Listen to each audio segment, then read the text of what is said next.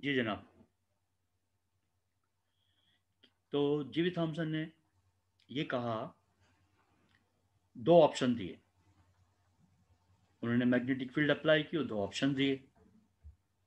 उन्होंने कहा पहला ऑप्शन, अगर सेंट्रल पॉइंट यानी after the magnetic field apply करने के बाद अगर वो ये कहते हैं कि सेंटर पॉइंट जो कि इलेक्ट्रॉनों की वजह से है, centre point of the pattern moves upward, कि वो अपवर्ड मूव कर जाए और पैटर्न अपनी जगह पे रहे, रिमेन द सेम, तो इसका मतलब होगा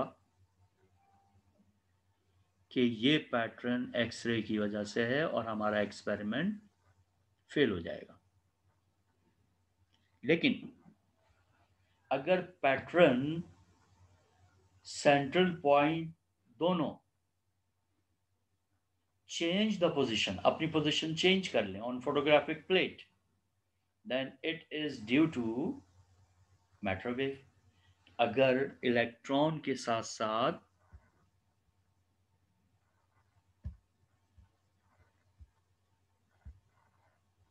अगर इलेक्ट्रॉन के साथ साथ पैटर्न भी चेंज हो जाए, अपनी पोजीशन चेंज कर ले, तो इसका मतलब होगा कि ये मैटर वेव का है। क्या मतलब? आइए थोड़ा सा नीचे ज़रा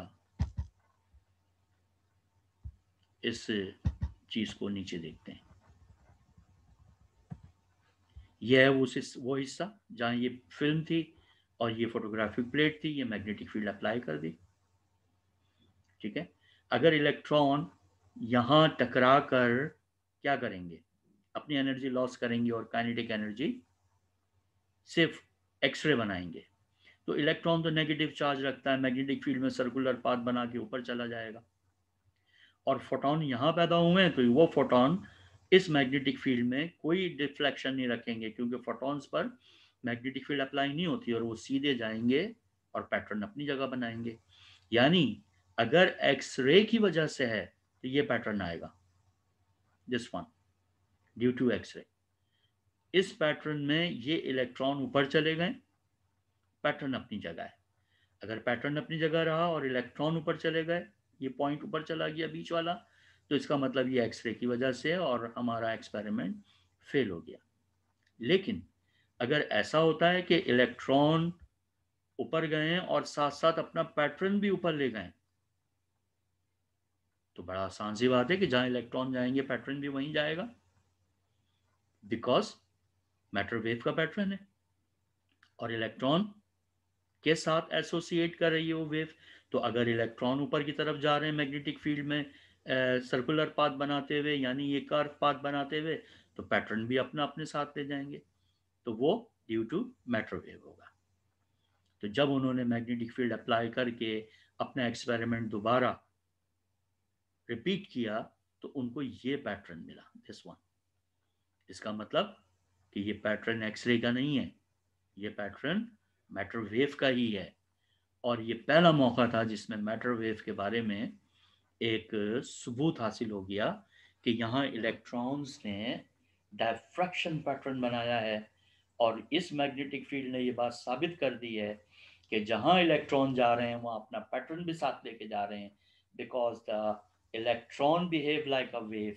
तो जहाँ इलेक्ट्रॉन गए वहाँ उनकी अपनी वेव भी चली गई और पैटर्न भी ऊपर शिफ्ट हो गया, जबकि अगर एक्सरे का होता तो ये सूरत हाल होती। उनकी बात को लोगों ने तस्लीम कर लिया और ये कहा कि हाँ ये बिल्कुल सही बात है, और इस तरह मैटर वेव का सबूत हासिल हो गया। ये पहला मौका जिसमें मैटर वेव का एक डायरेक्ट आपको एविडेंस हासिल हो रहा है, मैटर वेव हासिल हो रही हैं, यानी हम ये कह सकते हैं कि पार्टिकल भी वेव की तरह बिहेव कर सकता है। अब जनाब डुअलिटी कंप्लीट हो गई, इसके बाद तो फिर लाइन लग गई एक्सपेरिमेंट्स की। हर वो फिनोमिना जो वेव फिनोमिना कहलाता था वो पार्टिकल से बना लिया गया। न्यूट्रॉन से भी डायफ्रैक्शन कराया गया, प्रोटॉन से भी डायफ्रैक्शन कराया गया, इलेक्ट्रॉन का डायफ्रैक्शन तो आप देख ही रहे हैं। फिर दो इलेक्ट्रॉन की बीम लेकर उससे यंग डबल स्लिट एक्सपेरिमेंट भी परफॉर्म किया गया, यानी इलेक्ट्रॉन से इंटरफेरेंस। तो अब ये बात तय हो गई कि पार्टिकल भी वेव की तरह बिहेव कर सकता है। अब डुअलिटी कंप्लीट हो गई। अब मॉडर्न फिजिक्स के असल मायने हमारे सामने आ गए, यानी फिजिक्स जो कि डिस्कशन है मैटर और एनर्जी का, उसमें क्लासिकल के मुताबिक एनर्जी और मैटर दो अलग अलग चीज़ें हैं। गलत है, एक ही चीज़ है। मैटर पार्टिकल नेचर रखता है, पार्टिकल में डिसकंटिन्यूटी होती है। वेव एनर्जी जो है वो वेव नेचर रखती है और वेव में कंटिन्यूटी होती है। ये बात अब ख़त्म हो गई, यानी एनर्जी भी डुअल नेचर, मैटर भी डुअल नेचर।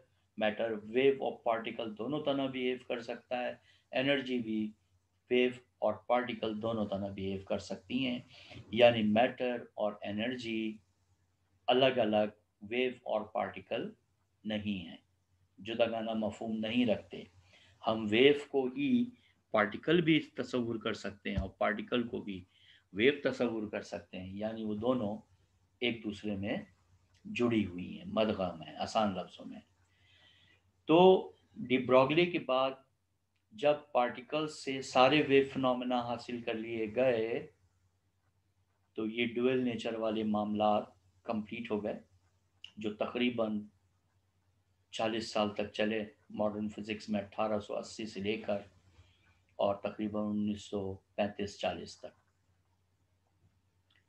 आप इसको 50-60 साल कह सकते हैं। That is called the modern physics सही मायनों में।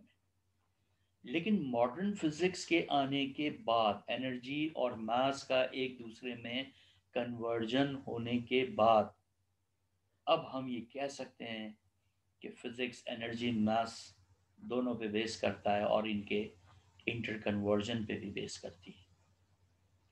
अब कहानी थोड़ी सी और मज़ीद कॉम्प्लिकेटेड होने जा रही है। मैंने आपसे कहा था कि हम इस चैप्टर 2 के फ़ौरन बाद चैप्टर 4 स्टार्ट करेंगे, क्वांटम मैकेनिक्स। इसलिए कि चैप्टर 4 जो है हमारा, वो इसकी कंटिन्यूटी में ही आ रहा है, जबकि बीच में जो तीसरा चैप्टर है वो इसमें ब्रेक दे देगा आपको, फिर आपको समझने में प्रॉब्लम होगी। इसलिए मैं पहले 4 की तरफ जा रहा हूँ। डुअल नेचर कंप्लीट हो गई, ठीक है। अब नेक्स्ट क्लास के अंदर मैं चैप्टर 4 स्टार्ट करूँगा, लेकिन थोड़ा सा उसका यहाँ पर एक हल्का सा इंट्रोडक्शन ले लीजिए 2-3 मिनट का, ताकि उस वक्त आसानी रहे। मैटर डुअल नेचर हो गया, एनर्जी डुअल नेचर हो गई, दोनों डुअल नेचर हैं। वेव और पार्टिकल अलग अलग मफहूम नहीं रखते। हम किसी वेव को पार्टिकल और पार्टिकल को वेव कह सकते हैं। चुनाचे ये तय पाया कि ये तो बड़ा मसला हो जाएगा, बार बार वेव पार्टिकल, इतनी आसानी से तो हम इसको नहीं ख़त्म कर सकते, हज़ारों साल का साथ है दोनों का। तो कोई ऐसी टर्म बनाई जाए जो दोनों के लिए यूज़ हो। फिर ये बार बार वेव और पार्टिकल कहने की ज़रूरत ना रहे। एक टर्म बनाई गई, उसका नाम रखा गया वेव पैकेट। वेव पैकेट आगे चल के वेव फंक्शन बन जाएगा। और एक साहब हैं जिनका नाम है हाइजनबर्ग, वो हमें एक प्रिंसिपल देंगे जिसका नाम है Heisenberg uncertainty principle. Uncertainty principle of wave function और वेव पैकेट ने डुअल नेचर की वजाहत इतनी आसानी से कर दी कि अब कोई प्रॉब्लम ही नहीं रही डुअल नेचर के लिए। वरना कुछ साइंटिस्ट के जहन में अभी भी ये बात थी कि डुअल नेचर यार ये क्या मामला आते हैं, ये एनर्जी वेव के साथ पार्टिकल और पार्टिकल के साथ वेव। बड़ी आसानी से उन्होंने इस बात की एक्सप्लेनेशन कर दी।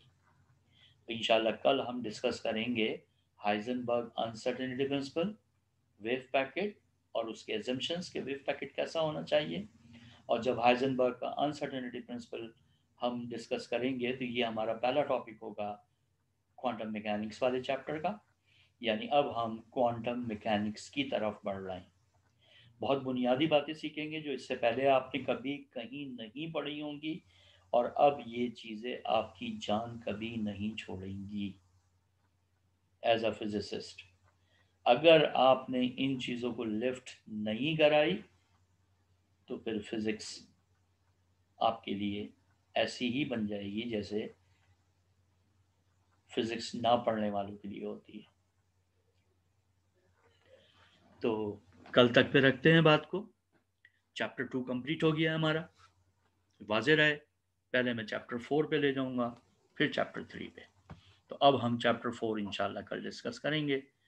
चुनाचे अगर कोई बात पूछना चाहते हो तो वेल एंड गुड, पूछ सकते हैं।